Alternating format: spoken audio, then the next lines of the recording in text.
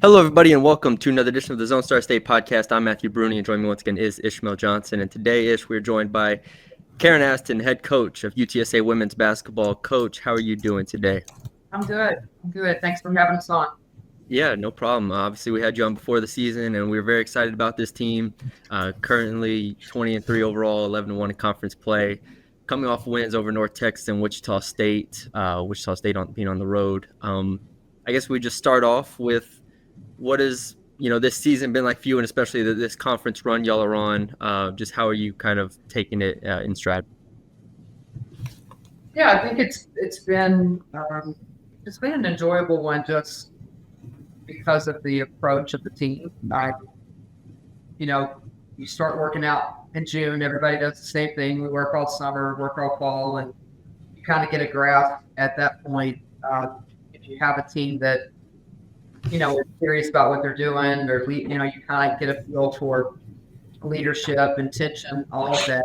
I thought that it was really good as we go into fall workouts, and obviously when practice started, you get a feel of our personality, and I think from a coaching standpoint, when you have a group that approaches things the way that they should, you just want them to be rewarded in some capacity. And I think that they've been really solid all year long. There has been a ton of real lows, and they've been able to stay pretty solid on the good days too. And I think that's been a fun thing to watch.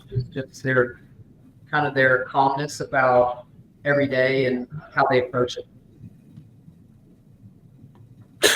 I was gonna.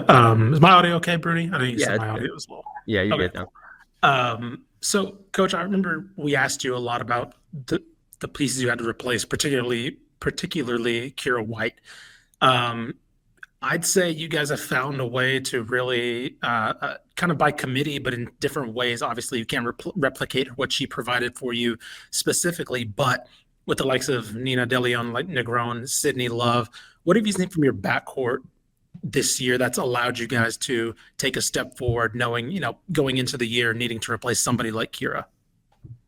Yeah, I definitely thought that the fact that the group of juniors that Sydney Love came here with would provide more maturity just because they were year 3 of our program and understood the expectations. And in particular, with Sydney, she had played a lot of minutes, started since her freshman year. So you would think that there would be a level of maturity and growth with someone that's been a 2-year starter. And, that's the case. I mean, she brings in lunch belt every single day, and she knows what I expect, and is past that point of, getting your feelings hurt or worrying about what coach thinks and all that. I think, once they get to that junior year, they kind of know what to expect every day. And, we didn't know what to expect with Nina.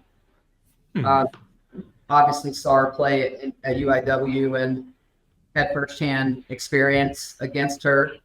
And I knew what she was as a player. There was no question that she brings something from a skill set to our team. But what you don't know anytime that you bring a transfer in is just how are they going to mesh with your own team, and what's their personality going to be like? What are they going to bring to the table? And it was estimated because I didn't know. Yeah. So I definitely underestimated the impact that Nina would have on our team. She's a fantastic leader, first and foremost, and understands how to lead. From the front, from the back, it doesn't matter where she is. She knows how to lead a team and how to respond accordingly to her teammates and to her coaches. So it was a pleasant surprise how quickly she meshed with them and how quickly they meshed with her. Which was twofold. Sydney's moved over to the off guard position. They sort of trade in and out of the on guard position, and that took acceptance. I think to play a different position and relinquish some of the leadership, and I think that Sydney welcomed that. I think that Nina, on the other hand, was able to really navigate through getting to know our team in a quick hurry. It speaks volumes of who she is as a person. But then you get to the skill set issue too. I mean, she's a true point guard. She understands the offense. She picks up really quick, so it was an easy transition for her because of her IQ. Yeah, it's crazy thinking back to we had you on, I don't know, 3 years ago, and it was like when you had first gotten Sydney Love in this, kind of junior class, and you were building it all up. And I don't want to get too big picture right now, but just that growth from them, and like the foundation you have that is so strong at this point, it can kind of weather games, kind of like the North Texas game that we spent a lot of time talking about. That, do you think that one kind of showed like this is our home court foundation? Even when we can't make a shot from three, we're still going to battle and find a way to win. I think that's what the whole year has been like, to be honest with you. I'm not sure that any of the games have been, super pretty, so to say. I mean, we've had a couple of games where the ball, basket got big for us, but really not a lot. Mm-hmm. It's been one of those years where each game has presented difficulties and we've had to fight through them. It makes for an exciting atmosphere for sure. And I think that the fans have really, along with the city of San Antonio, has really migrated to our team. I think they, appreciate the product, and it is worthy to look at the big picture of this because, and you're right, 4 years ago, I'm not sure we would have envisioned this happening as quickly as it has. I said that last year when we went to the postseason, and even though some might look at the WNIT as not, what you're searching for or whatever, what your goal is, it was for us because it was a postseason appearance, which hadn't happened in a long time. So,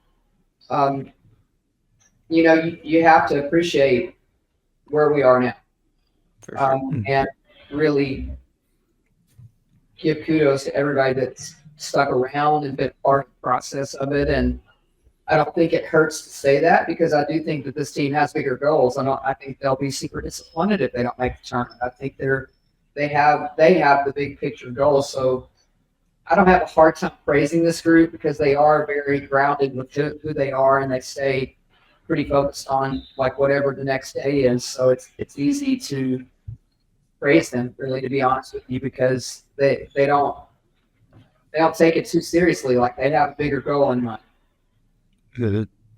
Looking back on the North Texas win, of course that game was circled for us because there seems to be, the three teams at the top kind of separating themselves from the pack. Of course, you guys leading now. But looking back on that game, you mentioned, I believe in your post game, you said that game felt like a game of two teams that knew each other very well and game planned each other very well.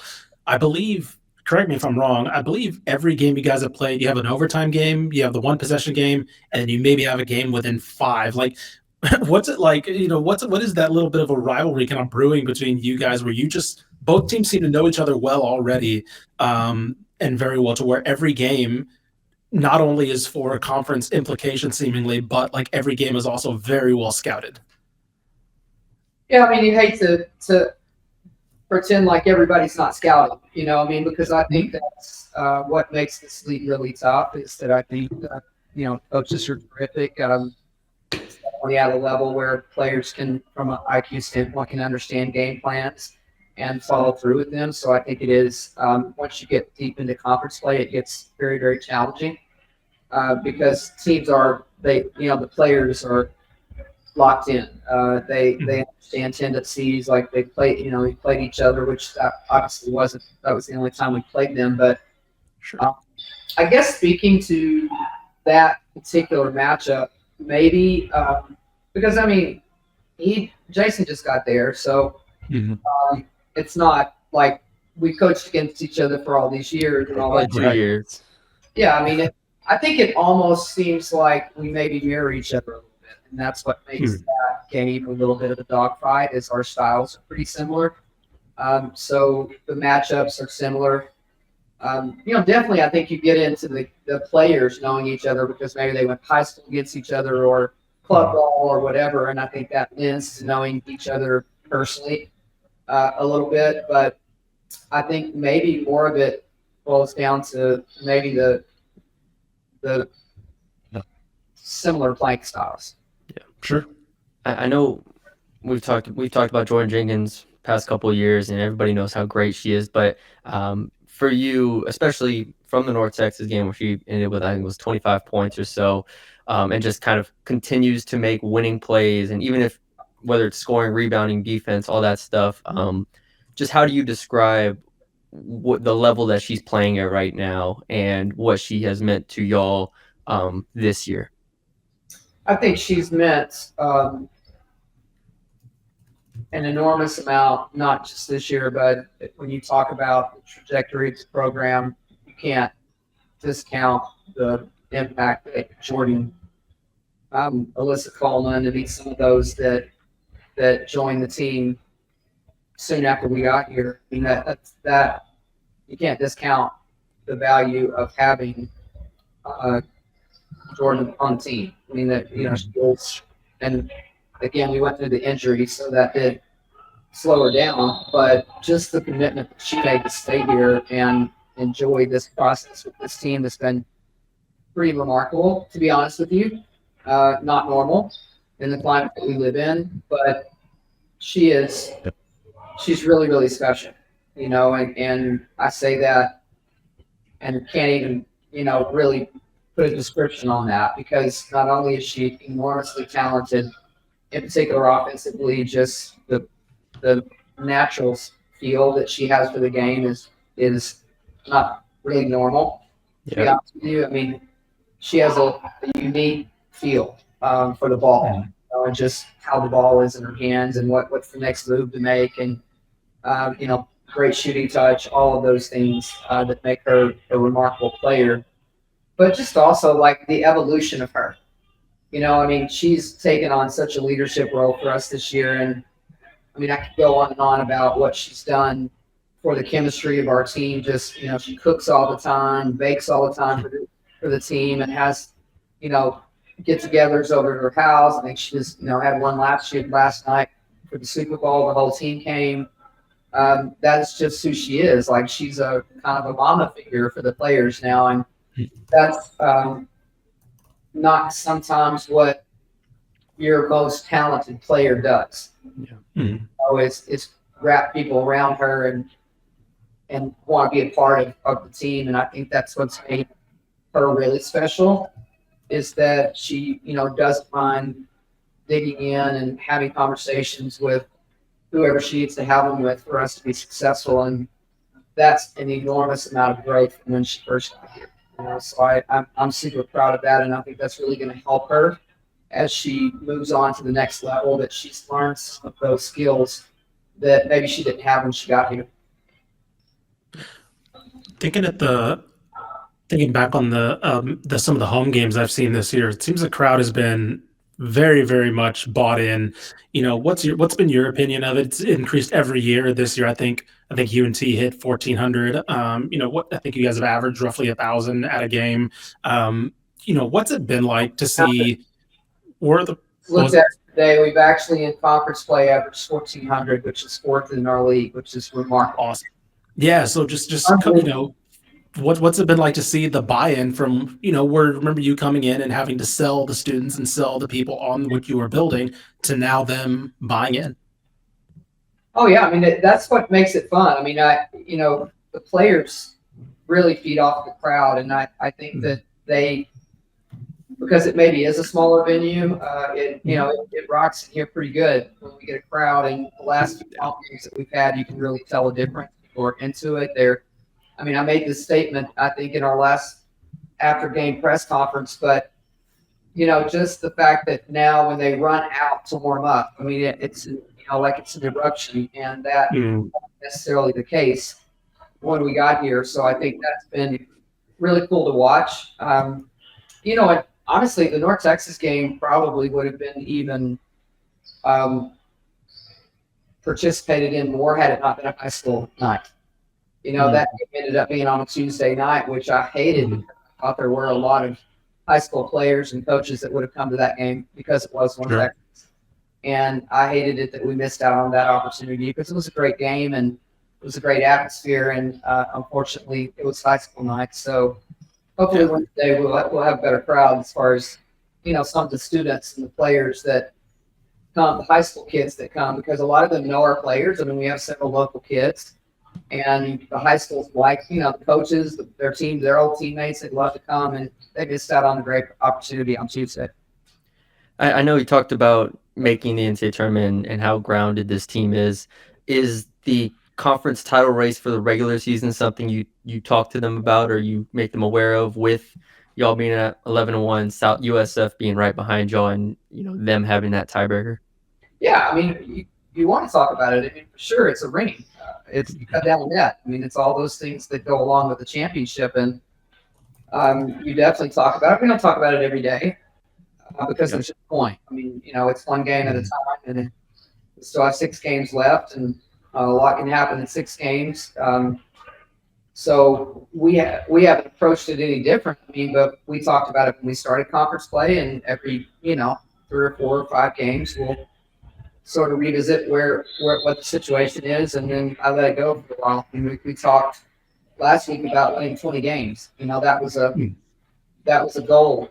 It is a goal every single year for us to win 20, and for us to be able to do that on Saturday with 6 games left and not in tournament play. It's pretty significant. You got anything else, Ish? We got one more? No, that was it. I was going to ask about.